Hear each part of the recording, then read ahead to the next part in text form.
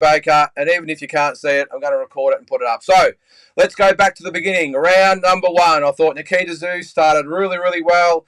Poised, cool, calm, collected, did everything he had to do in the first round.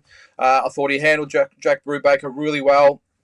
Jack was okay. He started well, but I thought Nikita fought the exact round that he had to fight. He didn't get too involved. He picked his shots, left uppercut, left hooks, everything else. I thought he picked his shots really, really well and won the first round quite comprehensively. Now, forgive me if I'm wrong there, guys. It was the third round where... yeah, no, I'm back now. All right. I'm just getting a message. It might be more than 30 seconds, I reckon. It might be about 45. Anyway, I'm going to keep going. But I thought the second round, the same thing again. I thought Jack BRUBAKER, brave, come to fight, obviously. But Nikita, just instead of calling him the butcher, it should be the surgeon. Because when he sets down on his punches and picks his shots and doesn't rush in, I think he's a lot better fighter. But one thing I will say before we keep going on, one thing about Nikita is he's had now 7 fights. So last night was his 7th fight. Jack BRUBAKER had 23 fights, whatever it was when Tazzy was on before. About 23 fights. So I don't think we can judge him against Tim. I know it's easy to say, well, Tim handled him really easy. Nikita maybe struggled. Nikita was out of the ring for 8 years. This is his 7th fight back. And third round knockdown. Thanks, Carl. Yep. And take 3. Oh, what a schmozzle. This is my own fault for trying to come on live on a Thursday night at 9 o'clock at night. But anyway, but as I said, I don't think you can rate Nikita's fight with Jack BRUBAKER alongside Tim. Tim had 15 fights when he fought Jack BRUBAKER. Jack BRUBAKER was 4 years younger as well and active. So the fact that people are saying, well, Tim did this, so we've got to judge Nikita. I don't buy that. However, what I will say is that Nikita needs a lot of work in different areas, which I'm sure will come. So as I said, the second round, much the same as the first. I thought Nikita looked really, really good. However, the third round, he started to slip into a little bit of the trap of what he sometimes does. He gets lulled in. I'm not sure whether to call it frustration or impatience, maybe, but he starts to really tee off and he leaves himself open. And as you say there, Carl, his defense is terrible. Yeah, I wouldn't say it's terrible. It needs tweaking. And one of the major things I'll say there, Carl, I don't want to get too technical with everyone out there, but when I was watching, I actually said to my wife afterwards, Tara, she's probably in the chat anyway, but I just said it's a flaw in his defense, but it's very easily fixed. Now, as I said, I don't want to get too complicated with the whole technique thing, and I'm just watching from afar. But what I will add my 2 cents is that if you look at my shoulders here, this is what I always call the corridor.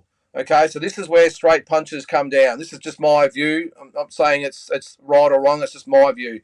So here's the corridor, we'll call it. Now, straight punches come down the corridor. My golden rule has always been, if you're going to uppercut or hook, you do it outside the corridor.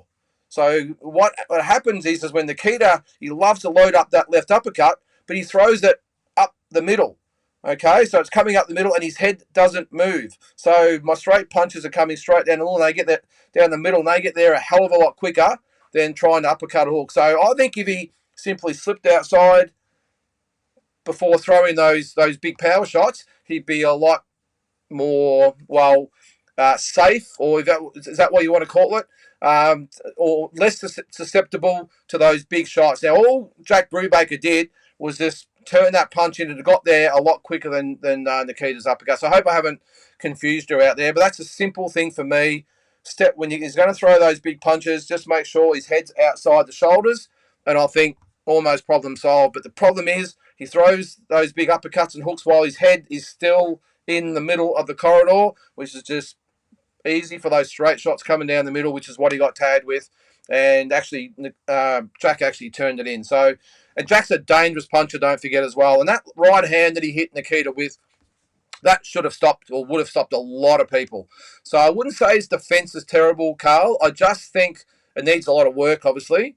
But I think it's more along the lines of he just needs to tweak when he's in the act of punching himself, he needs to just tighten up a little bit, change his technique a little bit. And I'm not certainly going to say I'm a better trainer than what he's got at the moment. I'm just saying, looking from afar, from the way I look at it, those little tweaks. I always sort of likened it to, if you're not an AFL fan, you won't understand what I'm saying. But the golden rule in football, AFL, and I'm sure leagues got their own little sort of quirks that they live by, is when you're coming out of defence, you go around the boundary and then you come into the centre to attack.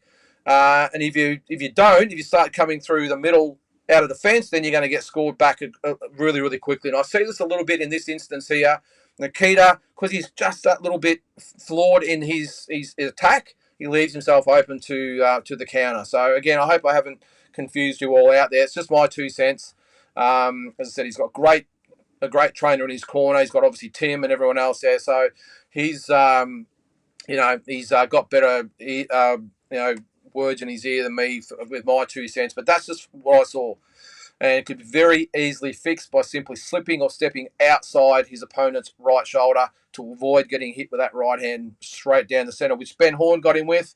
I think Benjamin Bomber might have got him as well. But you've got to, as I said, all you guys out there, don't be too hard on Nikita with this, because he showed a ton of heart.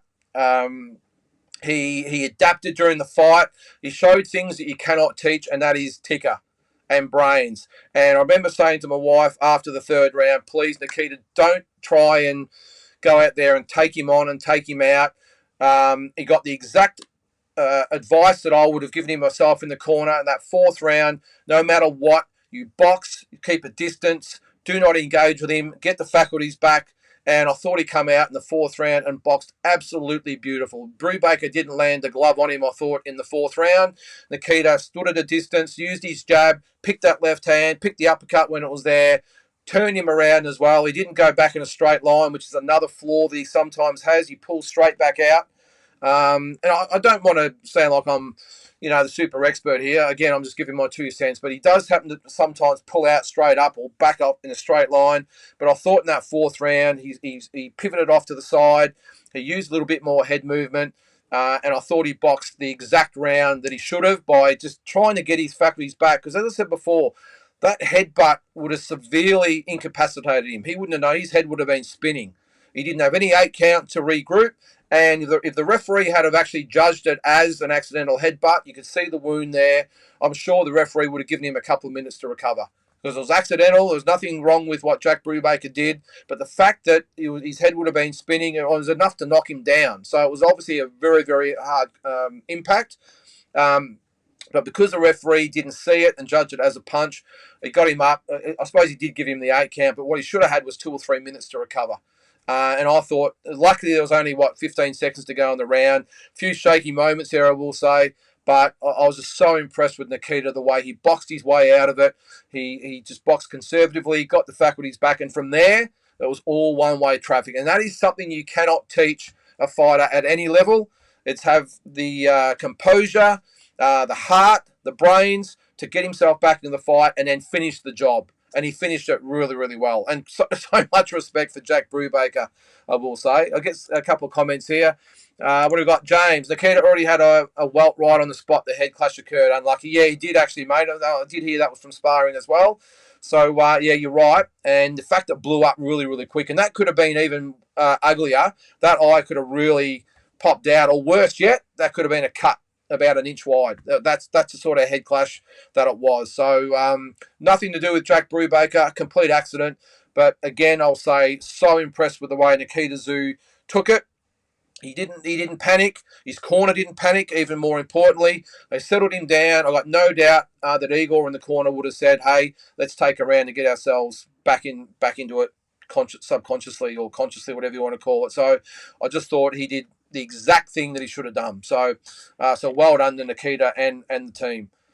Andy, us diehards couldn't help ourselves. And yeah, thanks, mate. I appreciate it. We haven't really got many watching on, but that's okay. I don't expect you all to hang around, but you 5 or 6 that are watching at the moment, thank you. I'm sure we'll get a few more. I'll splice it all together with Tassie and put it on YouTube anyway, and we should have a proper review. So sorry about that, guys. Tim Mendoza, best fight at 154 right now. Okay, we'll get that in a sec. Actually, I wanted to talk to Tassie about that, but it's obviously all gone haywire. I'll just finish on this one, Carl. as I said, fourth round, Nikita did what he had to do. Fifth round, probably could have been finished. I think the corner might have thrown in the towel. But everything that Nikita was throwing was landing. He couldn't miss. Jack Brubaker, I've got so much respect for this guy. And he surprised me. I did think that Nikita would win this fight very, very easily. But I must admit, I nearly had a heart attack in the third round. But full respect to Jack Brubaker. He is a fighter's fighter. And I hope. I'm not sure whether he'll continue on, but if anyone deserves another good money fight, it's Jack Brubaker. So congratulations to him, and the best of luck for him and his family as well. I'll just see if we've got a couple more comments. That's an interesting one, Carl. Did anyone else have trouble with the pay-per-view freezing? No, I didn't, mate. I was pretty good. Stephen, attempt to ask for a refund. Yeah, well, maybe if they'll experience it all over, then maybe you could put the hand. I might put the hand out myself. Got a few more comments there. Got more comments now than I normally do on a Monday night. We'll keep going through them, guys. Carl says, I was about to throw my TV out the damn window. Now, was that on main event or KO, Carl? That's probably the other thing. I don't have KO. I got main event, and that was okay. All right, looking forward to seeing Nikita next fight this year. Yeah, well, boxing learner. Look, as I said before, mate, I think everyone's judging Nikita a little bit harshly on the performance last night. Yes, he needs a lot of work. Yes, he got out of jail. Yes, he's got some flaws. I understand that, but you got to remember this guy's had 7 fights, and it probably brings me to my next point. And again, I wanted to talk to TSZYU about it. I did have doubts about the pay-per-view as a quality show. Asking people for $60 to watch the telecast, I thought was asking a lot. But I will say on the flip side, I know Nikita's got the name, he's got the appeal, he's got people watching him. I understand that it sells the card. And I understand more than anything the No Limit have got, is it the 4 pay-per-views they've got to put on per year. I understand that. But if I'm going to be brutally honest, Nikita TSZYU should not be headlining a pay-per-view at this stage. I just think it puts too much pressure on him. It forces him to step up, I think, too high, too early. Jack Brubaker, again, as I said, 23, 24 fights, whatever it is. I just don't think he needs to be fighting those guys. And no doubt the main event guys and No Limit would have said, look, Nikita, we're going to put you on pay-per-view, but we need to have a credible opponent. Jack Brubaker is that. But I'm just not sure whether he's ready to carry a whole show himself. Now, I understand also Liam Wilson and the Alanis fight arguably could have been the main event, but that's certainly not going to carry a pay-per-view either. So I get it. They've got to create content for main event. They've got to give them the pay-per-views. And there's not really that much around, obviously, with Tim, with what's going on with him. But I just, Nikita's probably in my top 2 or 3 favourite fighters going around at the moment. I just don't want to see him sort of thrown in a little bit too early. Having said that, he has the best manager in the game, so I'm sure Glenn Jennings is right across it. I'm just not quite sure whether he's ready yet for the or deserves to have the pressure of a pay-per-view thrust on him early. Even Tim, I think it had 13 or 14 fights by the time he had his first pay-per-view. So, and had been active beforehand, before he turned pro. So maybe I'm being a little bit harsh, but I just, I think so much of Nikita and his potential. I'm just not quite sure, as I said, he's ready for, to carry a whole show by himself. He did a great job, but a few times he looked a little bit awkward, and I just wish there was another big name out there to help sort of carry the load at the moment, because Tim's obviously going to be doing a lot overseas, although he's going to have a pay-per-view later in the year. But it would be nice to have someone else, with a pay-per-view worthy type of resume who could just carry the load with the Australian scene while Tim goes off and takes on the world. Carl says, only had 7 fights. I'm being a bit harsh. It's terrible. No, you're not being harsh, mate. You're a fan. You pay your $60. You're entitled to it, mate. And yes, he has heavy hands, and just the size of him. He's got sort of I won't say they're skinny, but his legs are not big. Well, actually, they are sort of quite chunky, but his upper body, I mean, he's just a V. I mean, he's big, and heavy, like heavy punches. So once he learns to, and he has improved per fight, but once he, gets a little bit more comfortable in his skin being a professional fighter, give him another 5 or 6 fights, this guy's going to be dangerous, I think. Yeah, Andy is no slouch, that's for sure, mate. A very, very good, honest fight. There's Benny Harrington. Speak of the devil. We're just talking about Liam Wilson before, mate. Good effort last night. I'm not sure whether you've seen our comments before, Benny, but Tazzy and I said with Liam, did everything he had to do. It was really hard for him because Alanis didn't want to engage, didn't really want to, throw hands with Liam, and was really in survival mode. I know how hard it is to fight those type of guys. I compared it to Zarafa's fight with Creati. Probably not as bad as that one. But when you've got a guy that doesn't really want to engage and wants just to move and tie up and everything else and not really throw punches back, it's hard. So we both commented, mate, that we think Liam should just take the W, put it in his back pocket and move on. He's got the WBO international title now, top 15 ranking. So who knows what will happen after that, mate. So good on you, and also for Benjamin Hussein as well. So there, if you've got any questions, guys, I'm sure Benny Harrington might be able to answer some questions. We should have been over about 15 minutes ago, guys, but we had about 20 minutes worth of hassles with our internet. So hopefully we'll keep going. All right. So what did you make of the knockdown? I thought legit live, but they said head clash. Yeah, mate, as I said, I just went over that.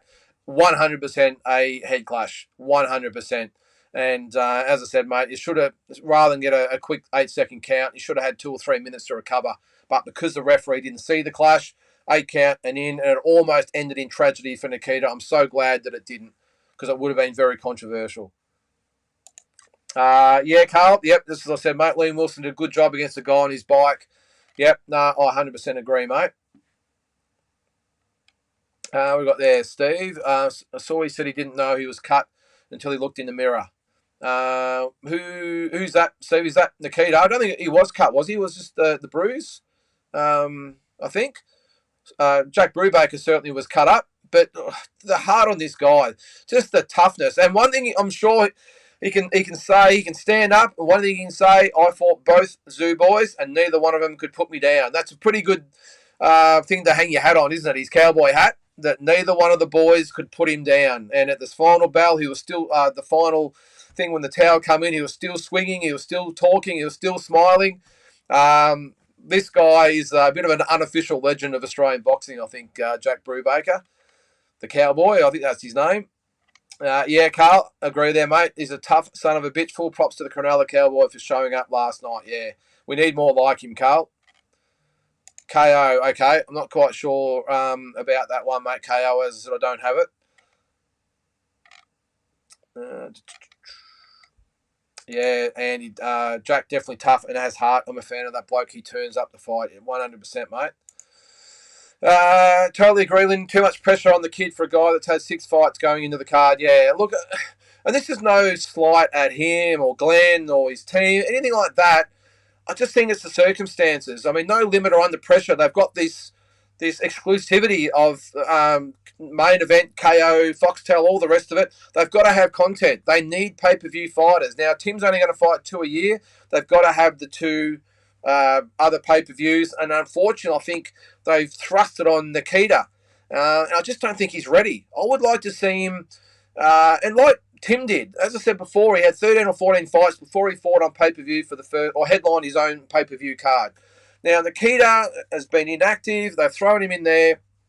And as I said before, I would just like to see him gradually build on the undercard, be on all the pay-per-views, be on the undercard, and slowly work himself up to 12 or 13 fights, and then get a credible opponent. There's plenty of guys out there for him, I will say, but I don't know. I just felt for him last night that it's a lot. I know he doesn't show it. He's an affable type of guy, smiles and everything else. It did seem probably serious for the first time last night, and full props to what he did. I would just like to see him on undercards of pay-per-views, just working his way through, learning his trade, like he did with Benjamin Bomber. That was a perfect type of card for him. Co-main or one below, whatever it might be, and just let him get to 12 fights and then give him the responsibility. Even more, 15 fights. He's only 25 years old. He's got plenty of time. All right, we'll go through a few more comments there, guys. And again, I apologise. It's just one of those nights. I've lost power twice tonight. So, yep, thought that was Benny. G'day, mate. Top job by Liam. Yep. And he said Nikita is a bigger version of his father. His cost is build. Yeah, he does. But as I said before, and he's just got a few flaws he's got to iron out. And I'm sure they will. I'm sure they will. Sometimes you don't know you've got the flaw till it's exposed, and it was definitely exposed last night, especially that right hand that he, because even the headbutt he got caught with, it was because he was coming in with his head first. He didn't really put it to the side. He come in head first, and BRUBAKER did as well. But that right hand was purely by he was trying to throw a left hand. If you watch that, the right hand he gets hit with, his left arm is down by his hip because he's about to throw the uppercut. The problem is he's right in the corridor, and then Jack Brubaker's hand comes straight down the middle and almost game over. Nikita didn't say that in the post-fight press interview. I wouldn't be surprised, Steve, if he was still in Disneyland, to be honest. He just didn't see himself afterwards, and felt for his mother and his sister and everyone else in there, and even Tim, who looked like he was doing it tough. But look, I'm not sure whether he knew where he was, to be honest, Steve. I wouldn't be surprised if he come out today and said he has no recollection after the headbutt, because that's what it does. He's fighting on instinct, fighting on fumes. So, but it was obvious, if you look at the replay, it was 100% a headbutt. Benny, thanks, mate. Yes, frustrating to fight. On to the next one. Big Benny Hussein did great. Yep, he did really, really well. Plenty to work on, which is great. He's not near his ceiling yet. Yeah, well, as I said before, I thought it was probably a draw. You probably won't agree with me. You thought Ben won easy. I thought it was a little bit closer than what the judges had it. Certainly not arguing with the decision. I thought it was a draw, maybe 1 point to Ben, but I didn't think it was a shutout like everyone said it was. But I was really impressed with the way that Ben, after Lockie Higgins' fight, has come out, changed the game plan, and you've obviously played a big part of that. Got in close, didn't give Cohen Mazzutia any range whatsoever, because Cohen's a very, very good distance fighter. To get in there and smother him, very, very good effort. Yimmy, how are you, mate? Any idea who TSZYU will face next? Yes, Brian Mendoza was announced today, mate. I like the idea of Tim fighting 3 times a year, keeping active and improving and building his star. Yeah, October the 15th, Yimmy, he'll be fighting Brian Mendoza either in Melbourne or on the Gold Coast, I would say. And it'll be for the WBO and probably WBC interim titles. Have you ever seen a unification interim title fight? I don't think I ever have. We're interested to see. It's good. And I was really impressed with Brian Mendoza with the press conference today as well. I thought he handled himself really, really well. They both did. And I'm sure that it'll be a very, very respectful build-up and until they get in the ring, and then you're going to see 2 very, very quality guys throw hands, I can tell you. It looks like you guys are all ahead of me there as far as the Brian Mendoza thing. Carl says, Benny, huge fan of Liam, who will be a champion just like he promised his old man. Well, let's hope so. Let's hope he gets another chance. James says, Wilson bounces back well. Another shutout fight last night. Yeah, it was definitely a shutout, no doubt about that. Yimmy, Tim should stay in Australia and build his star. I think he's already built his star. Yimmy, over here, mate, he's a superstar. He's got a good sports market. Unlike most American champions are struggling to sell tickets and generate good numbers on TV. So what sense would Aussie... Oh, look, I do agree to some extent he should stay in Australia for all of his fights except those super fights against a Crawford or a Charlo or a Spence or whoever. Go overseas for those ones. But for the Mendoza types of fight, it makes sense in Australia, I agree. Because he's going to sell out a 15 or 20,000 seat arena. He's going to sell a shitload of pay-per-views. They're going to earn really, really, really good coin. And that makes more sense. So, of course, it does. But I think if he fights a Crawford or Spence or Charlo or Canelo, who knows, that it's obviously going to be in the States because that's where the money is. They're going to get the pay-per-view from Australia, but they're also going to get the gate and everything over in the States as well. All right, a couple more comments and we'll call it a night there, guys. Give it another 5 or 10 minutes. Yes, says Yimmy, Tim versus Mendoza, unification between WBC, WBO interim belts. Top 2 contenders clashing. Yep, 100%, mate. Credit to them both. Tim could elevate to unified champion depending on how things work out with Jamal. Yeah. It's an interesting one with the Jamal thing. I see he did come out today or yesterday, whatever, and say it was a bit hard done by getting stripped. Mate, you haven't defended it. You chose to forego your mandatory and move up 2 divisions. You can't keep it held for ransom. I know your brother has, but credit to the WBO for saying no more. No more. There's Benny again. Thanks, boys. We'll keep chipping away and trying to get better. Yeah, all the best, there, mate. All right, Carl says, didn't realise how little Brian Mendoza was up against Tim. How is he little? Oh, okay, sorry. How little you are. Okay. Yeah, I didn't sort of notice that, Carl. Look, I think when they get in the ring, you'll see two pretty evenly matched guys. And I think Brian Mendoza's custom made for Tim's style, and I think Tim will win that fight. Not easily, it'll be tough, but I think Tim will win that fight, and hopefully with the WBC, WBO full champion. So let's hope. But before we, what have we got there? Carl, Liam, he's a Queenslander. Let's go, Liam. Yes, he is a Queenslander, mate. And a good guy too, really good guy. And I think it's been good. He's matured a lot since he first started, and obviously a family man as well. So yeah, hope he gets his shot, and I'm sure he'll make amends this time. So before we go, just a quick one: who is Nikita TSZYU fight next? We'll just wrap this one up with this fight, of course, what we're here for. I would like to see Nikita fight someone like a Kyle Mazudia. I think Kyle Mazudia is the perfect guy for Nikita. I don't think he's quite ready for the likes of Benjamin Hussein or Joel Camilleri or Ben Mahoney, these types of guys just yet. I think I would like to see him 4 or 5 more fights. But I think Kyle Mazudia, even though he has had a few fights, he might have had nearly 20 fights. I think his style, he's not a big puncher. I think his style's really good for Nikita, just to learn a little bit more without the prospect of running into someone like a Jack Brubaker with his punches. So that's my thing. As I said, not quite ready, I don't think, for Joel Camilleri. He's very cagey. And when Tim fought him, Tim had again, 15 or 16 fights, whatever it has been. So I think that's a bit early for Nikita. But there's some other guys out there that can fight. But that's who I would like to see him fight anyway. Maybe Wade Ryan could be a good fight for him, but he's cagey as well. But and I think Tim might have fought him maybe about his 9th or 10th fight. So that would be probably a good one for Nikita. But anyway, I could ramble on all night. Just a couple of more comments there. Selling out big arenas, I'm gathering that says, and good pay-per-views and sponsors is better than what 90% of active boxers can do.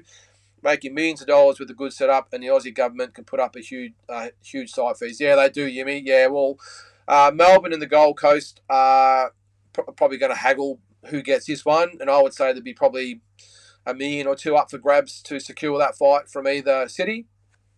I would obviously, being from Victoria, I would love it to be in Melbourne, but if not, I'm happy to travel to Queensland. But yeah, as I said before, Yimmy, he's a superstar here. Like massive amount of support as far as pay-per-views and attendance and everything goes. So it just makes sense. So I forgot about this one. There you go, Benny. Big fighting Biggs, I believe, next for Aussie title. Yeah, sorry. Yeah, I'm just trying to think. I'm missing something here, but you are right. They did cross paths last night. I don't know about you guys. I think that's a fight that Nikita wins pretty comfortably. I know I've heard the stories in sparring, and I don't know, Benny, you've actually seen it. I'm not quite sure, but I think Dylan Biggs, good, tough, durable, good kid, but I just think Nikita has him more than covered. But that's just my opinion. But he would be the perfect opponent for Nikita, and then maybe Cohen Mazudia after that. But who knows?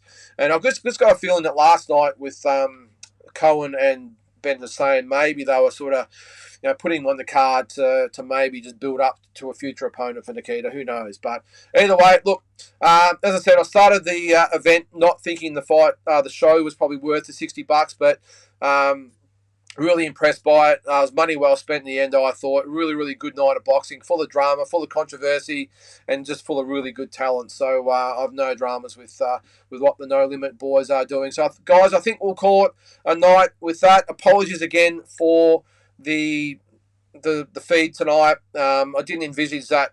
It did go down an hour before I was coming on air. Didn't envisage that it would go down halfway through. But it is what it is. I'll get Tazzy on another time. We will do some more content together. It might be more recorded rather than live because he struggles to come on at certain times. But guys, really appreciate you, all the yous that hung around. I got one more comment here before I go from Batman. I've said many times that I like Smith's fight for Tim. If Eubank wins out, could be a good one. Added story, I'm sure Tim would go to 160 for a battle of Sons and Ledgers. Either man would, mate. Yeah, that would be pretty good too, mate. But we'll see. Just one more thing, guys. If you're around tomorrow morning, this is Australian time, 9 a.m. Australian time or Eastern time, I'll be on D Styles Boxing's round table. So make sure if you can, tune into that. Hopefully the stream's a little bit better than the one I've created tonight. We've got plenty to talk about. Always love catching up with D Style and Beebs and all the rest of them. So looking forward to that. So again, apologies. Look forward to seeing you next Monday night for talking boxing. And until then, we'll catch you then. Bye.